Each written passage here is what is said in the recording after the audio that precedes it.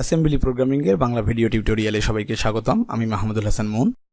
আজকের পর্বে আমরা দেখাবো কিভাবে একটা ইউজার ফ্রেন্ডলি মেসেজ শো করে আমরা একটা ইনপুট নিতে পারি এবং আউটপুট দেখানোর সময় একটা ইউজার ফ্রেন্ডলি মেসেজ প্রিন্ট করতে পারি।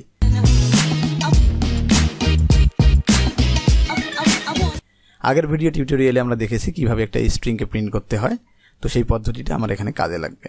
সি প্রোগ্রামিং এর ক্ষেত্রে আমরা এরকম করি যে ইন্টারে নাম্বার, তারপর একটা নাম্বার আমরা ইনপুট নেই, দেন দ্য নাম্বার ইজ, এভাবে আউটপুট দিই। চলেন সেই প্রোগ্রামটি আমরা রান করে দেখি একটু। সেই প্রোগ্রামটি রান করার পরে আমাকে বলতেছে যে ইন্টারে নাম্বার, আমি নাম্বার 2 ইনপুট দিলাম, তারা বললো যে দ্য নাম্বার ইজ 2। তো এইরকম পদ্ধতিতে আমরা অ্যাসেম্বলিতে কিভাবে করতে পারি সে বিষয়টি এখন দেখব। তো আমরা ডাটা সেগমেন্টের মধ্যে দুটো বিষয় আমরা নেই, যে এর মধ্যে এর নামে একটা স্ট্রিং নিলাম যার মধ্যে আমার থাকবে যে ইন্টারে নাম্বার, ওকে। দেন বির মধ্যে আমরা আরেকটা নিলাম যে সিঙ্গেল কোটেশন অথবা ডাবল কোটেশন, আমরা যে কোনোটাই ব্যবহার করতে পারি, যে the number is, okay, the number is কত সেটা আমরা দেখাই দিলাম। তো দেন আমরা এই দুটো মেসেজ কিন্তু ইউজার ফ্রেন্ডলি মেসেজ আমরা শো করব। তো এখন আমরা কোড সেগমেন্টে চলে গেলাম। কোড সেগমেন্টের সামনে অবশ্যই আমাকে ডট দিতে হবে, তারপরে মেইন প্রসিডিউর। তো অবশ্যই আমাকে কি করতে হবে, যে ডাটা সেগমেন্টকে কোড সেগমেন্টের সঙ্গে ইনিশিয়ালাইজেশন করতে হবে @data, এবং আমাকে অবশ্যই ডিএস রেজিস্টারের মধ্যে রাখতে হবে। দেন আমরা কি করব, প্রথমে আমার মেসেজটা শো করি, এই মেসেজটি যে ইন্টারে নাম্বার। তাহলে আমরা জানি অবশ্যই স্ট্রিং শো করার জন্য কি করতে হয়, আমাকে h,9 যে ফাংশনটি কল করতে হয়।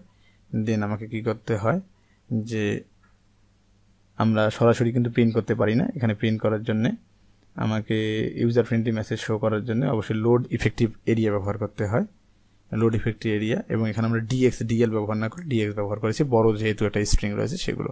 এবং তারপরে যদি আমরা ইন্টারাপ্ট 21 ইজ দ্বারা কল করি, তাহলে এটা কি শো করবে, যে ইন্টারে নাম্বার শো করবে। দেখি এতটুকু আমার ঠিক আছে কিনা। ইমুলেট করলাম, দেন রান করলাম, শো করতেছে হ্যাঁ যে ইন্টারে নাম্বার, ওকে। দেন আমরা একটা নাম্বার ইনপুট নিব। নাম্বার ইনপুট নেওয়ার জন্য অবশ্যই জানি আমরা সিঙ্গেল ক্যারেক্টার ইনপুটের জন্য আমরা ব্যবহার করে থাকি h,1। দেন ফাংশনটিকে আমরা কল করি ইন্টারাপ্ট 21 ইজ দ্বারা, এবং আমরা বাই ডিফল্ট কোনো রেজিস্টারের মধ্যে রাখবো না, বিধায় একে আমরা BL এর মধ্যে সরাই নিলাম EL-কে। দেন আমরা একটা নাম্বার কিন্তু ইনপুট হয়ে গেছে। দেন আমরা আউটপুট দেখাবো। তো আউটপুট দেখানোর পূর্বে যে এই যে দ্য নাম্বার ইজ একটা ইউজার ফ্রেন্ডলি মেসেজ আমাকে শো করতে হবে, তাহলে অবশ্যই আমাকে কি বিটাকে প্রিন্ট করতে হবে।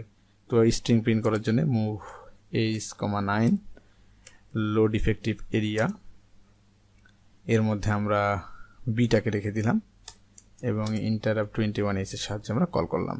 দেন আমার এই মেসেজটি শো করবে দ্য নাম্বার ইজ। এখন নাম্বারটি যদি আমরা প্রিন্ট করি, নাম্বারটি কার মধ্যে আছে, BL এর মধ্যে স্টোর রয়েছে, তাকে আমরা প্রিন্ট করে দিই। h,2 হচ্ছে আমার সিঙ্গেল ক্যারেক্টার আউটপুট ফাংশন, আর সেটা আমরা প্রিন্ট করে দেব। তো মুভ বাই ডিফল্ট DL রেজিস্টারের মধ্যে অবশ্যই আমাকে আনতে হবে ডাটাটি কোথায় ছিল, BL রেজিস্টারের মধ্যে ডাটাটি ছিল।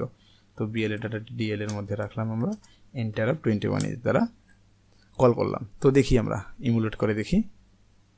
ইমুলেট করার পর যখন রান করলাম, দেখালো যে ইন্টারে নাম্বার, আমি 5 দিলাম, দেখালো যে দ্য নাম্বার ইজ 5। তো একই লাইনে আছে। আমরা যদি পরবর্তী লাইনে আসতে চাই, কি করব আমরা, যে এই ইনপুটের পরে আমরা একটা নিউ লাইন দিতে পারি, মুভ h,2, যেহেতু নিউ লাইন কি করতে হবে, আমরা ডিসপ্লে করতে হবে। মুভ DL এর মধ্যে আমরা জানি 10 নিতে পারি, বা 0h ও নিতে পারি আমরা, ইন্টারাপ্ট 21h। তারপরে আমরা ক্যারেজ রিটার্ন করে দেব DL,13 ইন্টারাপ্ট 21h। তো নিউ লাইন একটা প্রিন্ট হয়েছে আমার। চলুন আমরা এটাকে ইমুলেট করি। ইমুলেট করে রান করলাম, বললো যে ইন্টারে নাম্বার, আমি 5 দিলাম। তো নেক্সট লাইনে চলে এসেছে যে দ্য নাম্বার ইজ 5। তো আশা করি আপনারা বুঝতে পেরেছেন। দেখা হবে পরবর্তী ভিডিও টিউটোরিয়ালে। সবাই ভালো থাকবেন। ধন্যবাদ সবাইকে।